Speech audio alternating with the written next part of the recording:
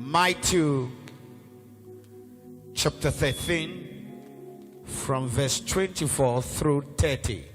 Another parable put he forth unto them, saying, the kingdom of heaven is likened unto a man which sowed good seed in his field. But while men slept, his enemy came and sowed tares among the wheat, and went his way. But when the blade was sprung up and brought forth fruit, then appeared the tares also. So the servant of the household came and said unto him, Sir, didst not thou sow good seed in the field? From whence then are these tares?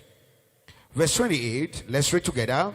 And he said unto them, an enemy had done this.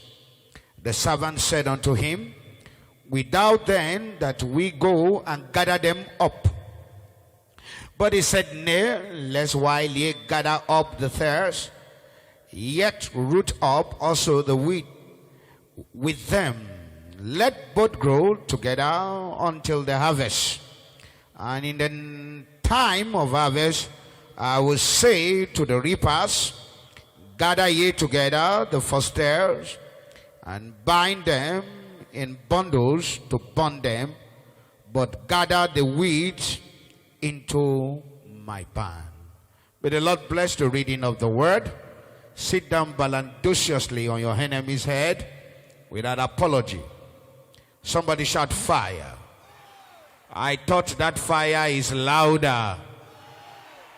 Maybe the louder the fire, the quicker a miracle for you. I will be sharing with us on what I titled Dealing with Night Enemies. Dealing with night enemies. There's something that you cannot avoid in this world, and that is to have enemies.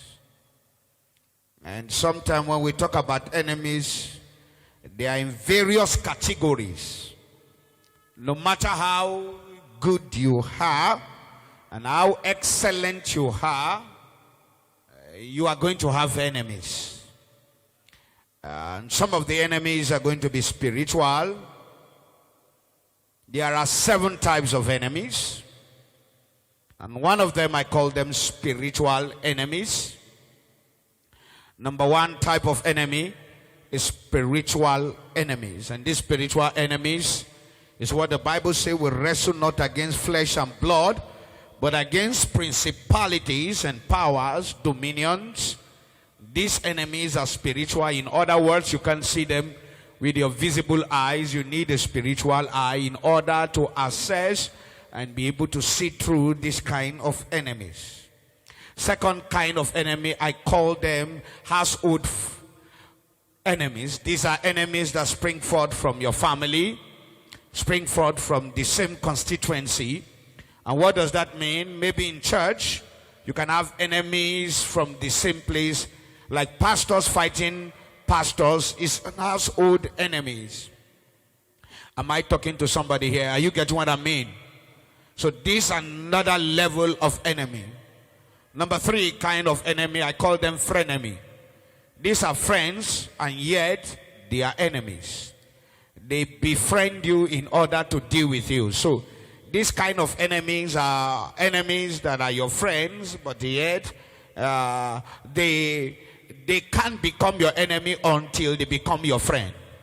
So this kind of enemy are in close proximity with you, and so they fight you at close range with deception.